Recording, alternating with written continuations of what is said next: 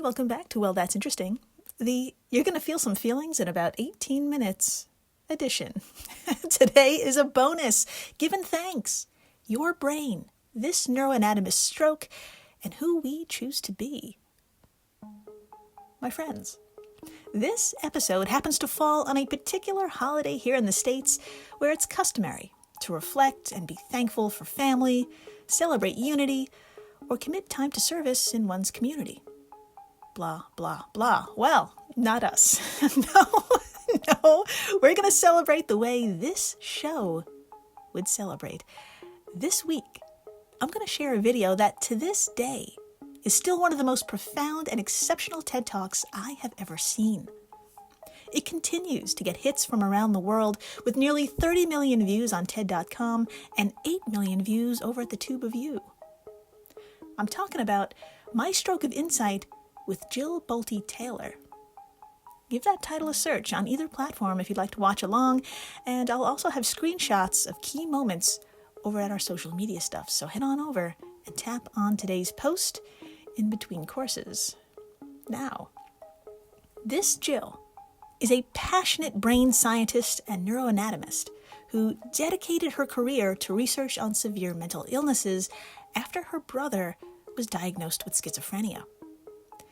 She worked tirelessly, mapping the microcircuitry of the brain, identifying which cells communicate with which cells, using which chemicals, and in which quantities of those chemicals. I mean, the woman just lived, breathed, and ate and drank the human brain. Figuratively. On weekends, for example, she traveled as an associate for NAMI, the National Alliance on Mental Illness. The woman just didn't stop. That is, until December 10th, 1996, when she woke up to a pain on the left side of her head. Unbeknownst to Jill at the time, a blood vessel had exploded. In the course of a few hours, she watched as her brain completely deteriorated in its ability to process all information. She, quote, could not walk, talk, read, write, or recall any of my life. I essentially became an infant in a woman's body, end quote. Now, that is a terrifying and staggering statement, and that's just one moment in this talk. At the 2-minute, 28-second mark, Jill brings out a human brain on stage with a spinal cord attached and all. And this is to show that our left and right hemispheres are completely separate and independent, except for when they eventually have to communicate with one another. And they do so by the corpus callosum, a thin band made up of some 300 million axonal fibers. She goes on to say, because of this design, they process information in radically different ways. Each of our hemispheres thinks about different things and they focus on different things. The right hemisphere, for example, focuses on the senses, while the left on language and plucks through the right hemisphere's grandiose sensations to create the self in the world. Anyway, all of this is to set up what comes next. Her story. This is the story of a woman who dedicated her life to the workings of the human brain and found herself one morning having a stroke. A massive stroke in her left hemisphere. And like a bystander, she watched as her brain functions, motion, speech, self-awareness, just shut down, one by one. But something else happened. She gained first-hand experience on how the brain works, how it doesn't work, who the self is, who it can be, and an insight that, again, to this day leaves me with chills, optimism, astonishment, and of course, gratitude. This video is 18 minutes long, but you will be enthralled every fucking second. Oh, and hi, I'm Jill Chacha, and if this is your first time listening, welcome to the flock, my electric business goose. I am so thankful you're here. I am so damn thankful for the entire flock. thank you. Thank you. Thank you. Thank you for subscribing, rating, leaving comments, reviews, or just saying hi. These little things add up. I can't tell you how important they are. It grows this community. It helps grow this show. Thank you, thank you, thank you. A full, weird and wonderful episode will drop next week, but in the meantime, enjoy this ride. My Stroke of Insight with Jill Bolte Taylor. Here we go.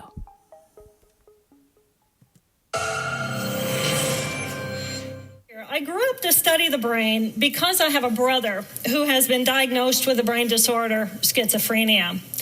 And as a sister and later as a scientist, I wanted to understand, why is it that I can take my dreams, I can connect them to my reality, and I can make my dreams come true? What is it about my brother's brain and his schizophrenia that he cannot connect his dreams to a common and shared reality, so they instead become delusion?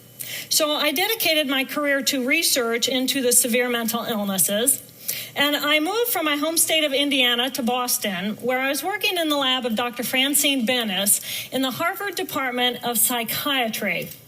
And in the lab, we were asking the question, what are the biological differences between the brains of individuals who would be diagnosed as normal control as compared with the brains of individuals diagnosed with schizophrenia, schizoaffective, or bipolar disorder?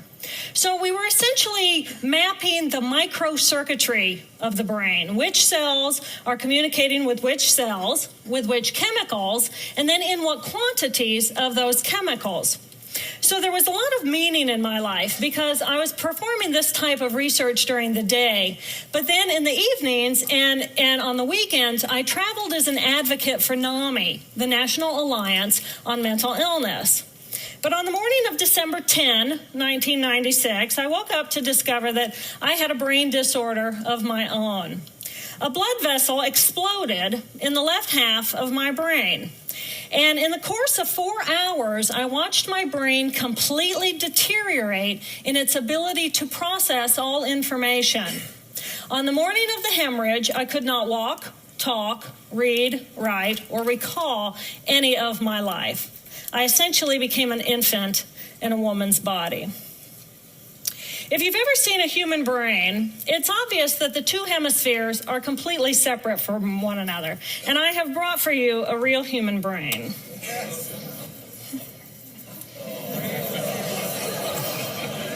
Thank you. So this is a real human brain. This is the front of the brain, the back of the brain with the spinal cord hanging down. And this is how it would be positioned inside of my head. And when you look at the brain, it's obvious that the two cerebral cortices are completely separate from one another. For those of you who understand computers, our right hemisphere functions like a parallel processor, while our left hemisphere functions like a serial processor. The two hemispheres do communicate with one another through the corpus callosum, which is made up of some 300 million axonal fibers.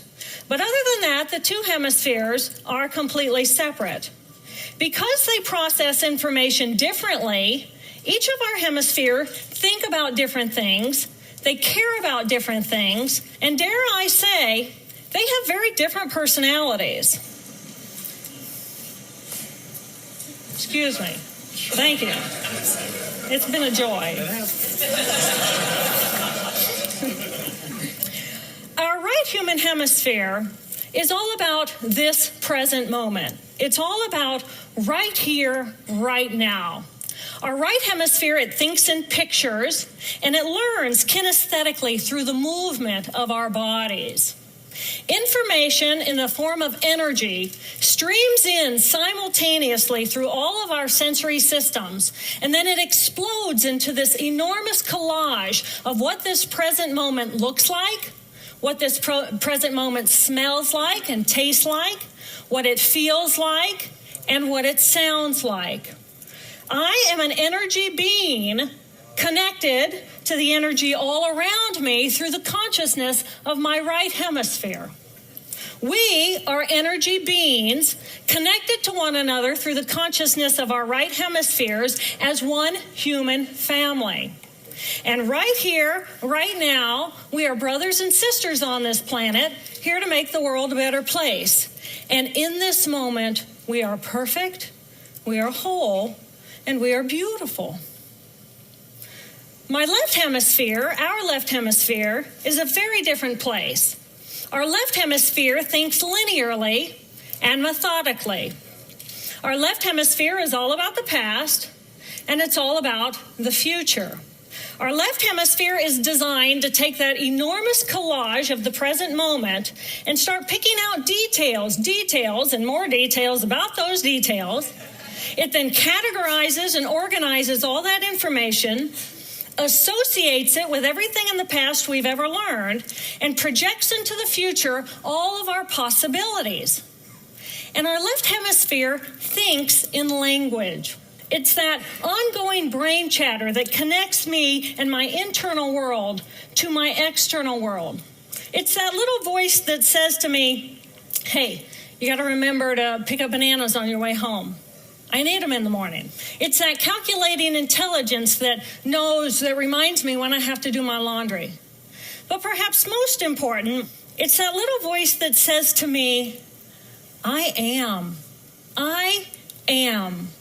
And as soon as my left hemisphere says to me, I am, I become separate. I become a single, solid individual, separate from the energy flow around me and separate from you.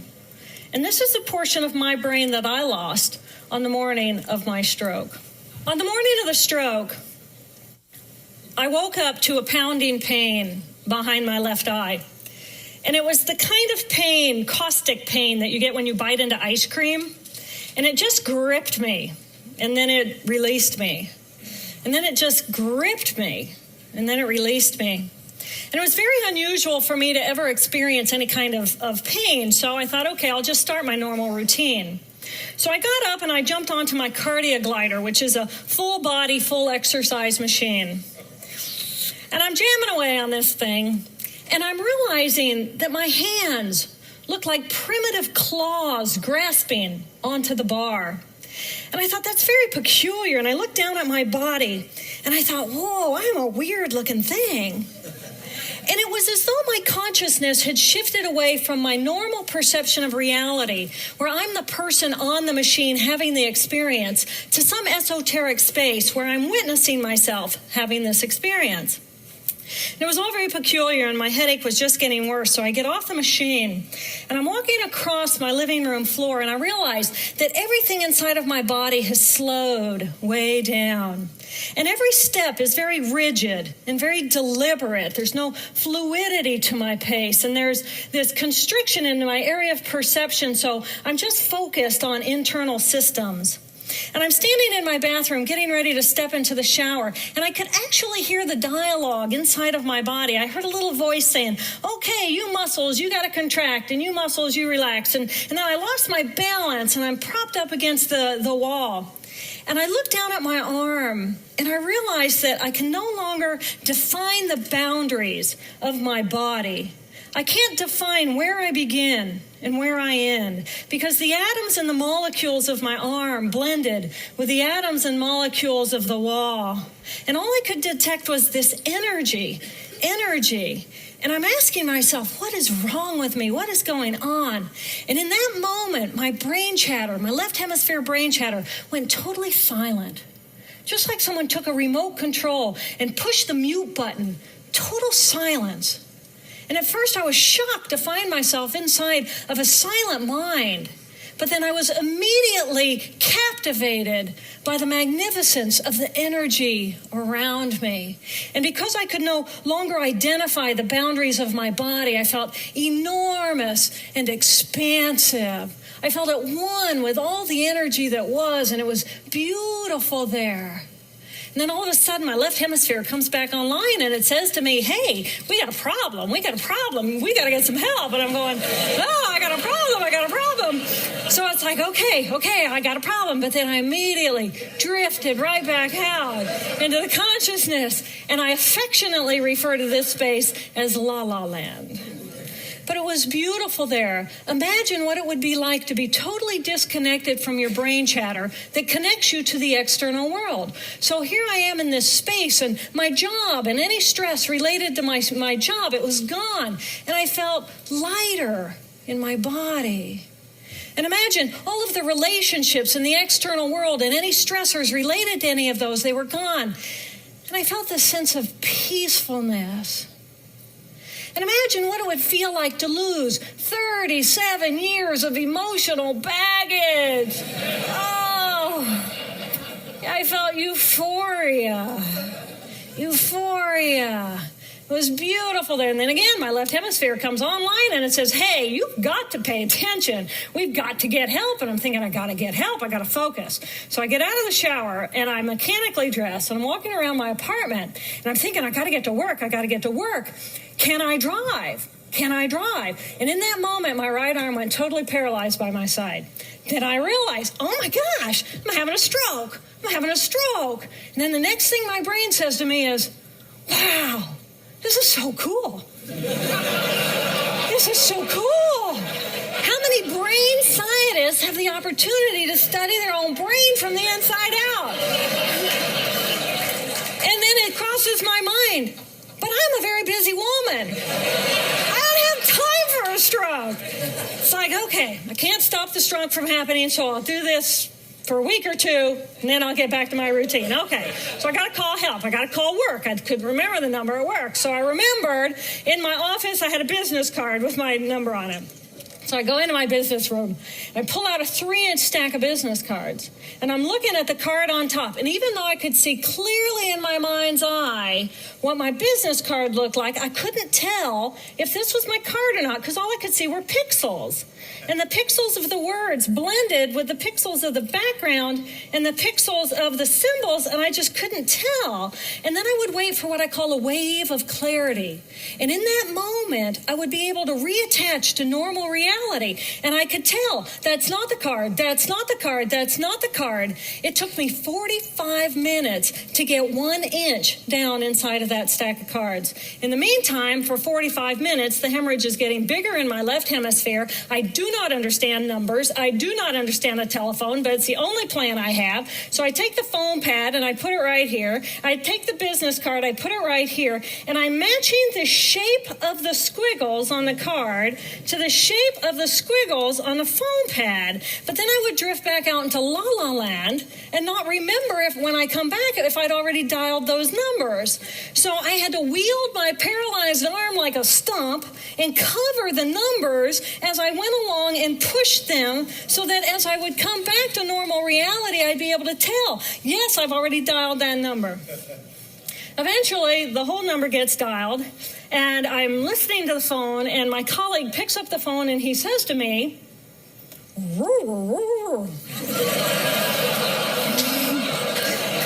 I think to myself, oh my gosh, he sounds like a golden retriever. And so I say to him, clear in my mind, I say to him, this is Jill, I need help. And what comes out of my voice is, and I think, oh my gosh, I sound like a golden retriever. So I didn't know that I couldn't speak or understand language until I tried. So he recognizes that I need help, and he gets me help. And a little while later, I'm riding in an ambulance from one hospital across Boston to Mass General Hospital. And I curl up into a little fetal ball. And just like a balloon with the last bit of air just right out of the balloon, I just felt my energy lift and I felt my spirit surrender. And in that moment, I knew that I was no longer the choreographer of my life. And either the doctors rescue my body and give me a second chance at life, or this was perhaps my moment of transition. When I woke later that afternoon, I was shocked to discover that I was still alive. When I felt my spirit surrender, I said goodbye to my life, and my mind was now suspended between two very opposite planes of reality. Stimulation coming in through my sensory systems felt like pure pain, Light burned my brain like wildfire, and sounds were so loud and chaotic that I could not pick a voice out from the background noise, and I just wanted to escape. Because I could not identify the position of my body in space, I felt enormous and expansive, like a genie just liberated from her bottle. And my spirit soared free like a great whale gliding through a sea of silent euphoria. Nirvana. I found nirvana. And I remember thinking there's no way I would ever be able to squeeze the enormousness of myself back inside this tiny little body. But then I realized, but I'm still alive. I'm still alive, and I have found nirvana. And if I have found nirvana and I'm still alive, then everyone who is alive can find nirvana. And I pictured a world filled with beautiful, peaceful, compassionate, loving people who knew that they could come to this space at any time and that they could purposely choose to step to the right of their left hemispheres and find this peace. And then I realized what a tremendous gift this experience could be. What a stroke of insight this could be to how we live our lives. And it motivated me to recover.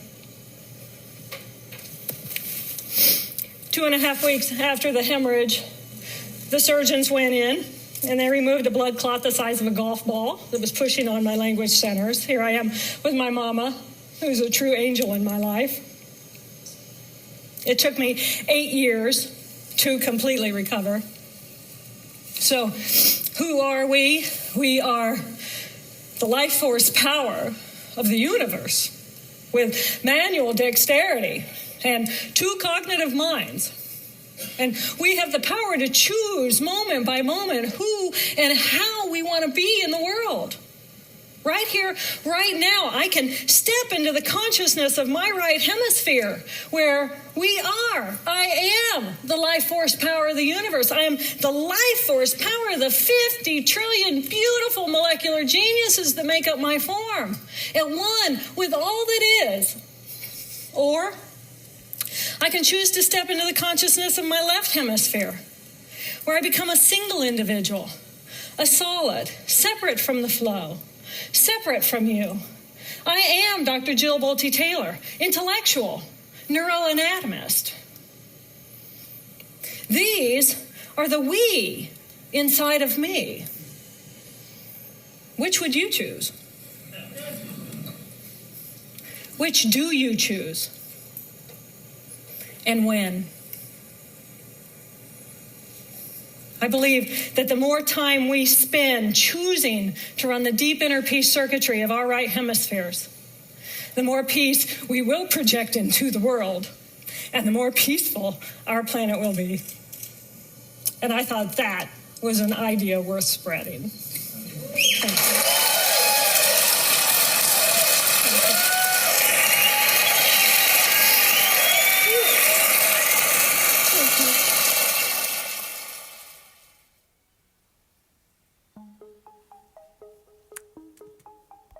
Well, goddamn. I told you you were going to feel some feelings.